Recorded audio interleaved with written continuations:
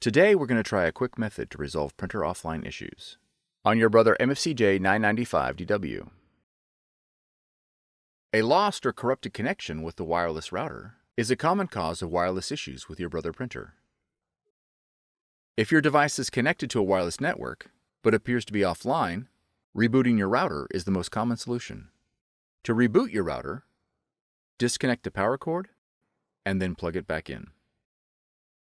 It may take several minutes for the router to finish rebooting. Please make sure all the lights on the router have come back on before proceeding. Once the router is finished rebooting, verify that your printer is online by checking the printer status or printing a test page. For more tutorials, FAQs, and videos, visit us at www.brother-usa.com.